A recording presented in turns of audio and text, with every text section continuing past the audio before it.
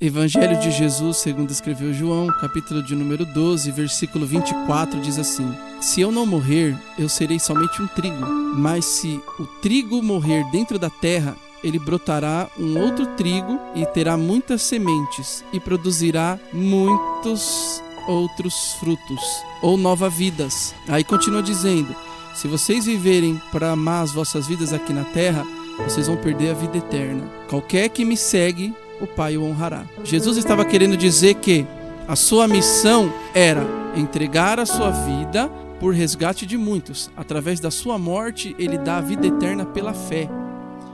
E aqui o texto diz que se ele não entregasse a sua vida, ele seria apenas uma semente de trigo. Ou seja, seria um trigo, porque ele pregou, ele curou, ele manifestou o reino dos céus.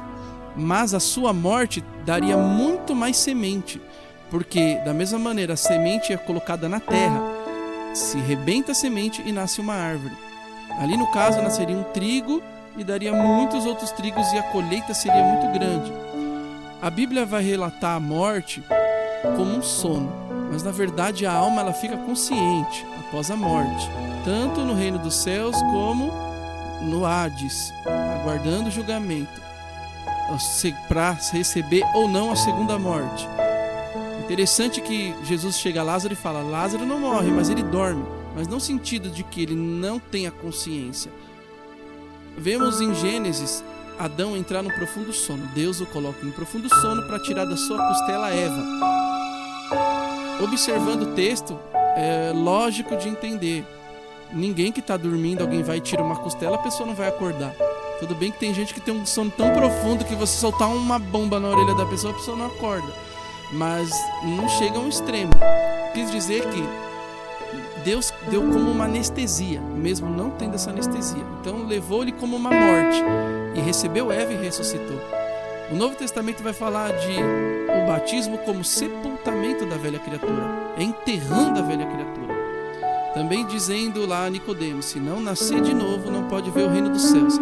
Eu quero trazer aqui para você que, enquanto nós vivemos uma perspectiva de uma vida para nós mesmos e não morrermos para a nossa vida, nós não vamos alcançar o que Deus tem na sua plenitude.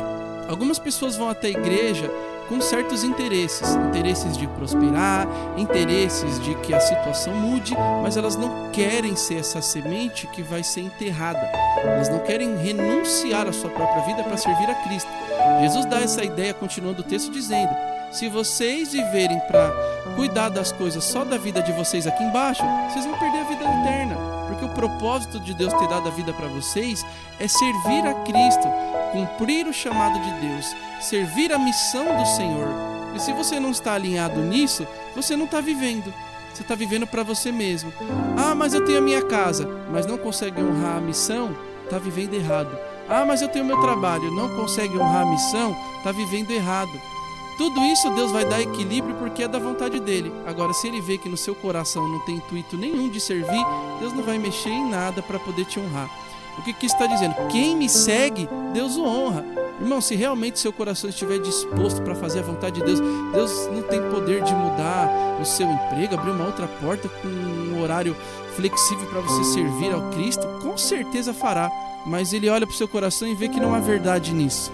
Na verdade, você só quer mudar o seu horário, só quer um melhor salário, só preocupado com as coisas da terra. Quer casar para servir o marido e somente a família e não servir a Deus. Quer um melhor emprego para gastar o dinheiro nos vossos deleites. Não tem como Deus trabalhar. Eu quero dizer que, enquanto você não morrer, você não vai receber.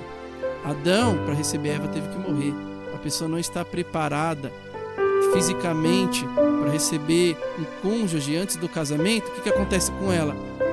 Faz o que não deve antes da hora, cai antes da hora, recebe o ministério antes do tempo, não aguenta a pressão, não aguenta o levante, não suporta, né? É levantado como uma pessoa responsável por um setor, não está preparado, não vai dar certo. O que eu quero dizer para você é que, enquanto você não morrer para você, não recebe o que Deus tem. Mas se morrer, aí vai dar fruto, e Deus quer que você dê fruto. Amém? Medita nessas coisas, né? Entenda que Deus não deu a vida para você viver a sua própria vida. Deus não te deu a vida no objetivo de você cuidar de tudo aqui embaixo sem ter a primazia com as coisas de Deus. Se as coisas de Deus não estão em primeiro lugar, você não está vivendo para o reino. E aí você está na contramão da palavra de Deus. Amém?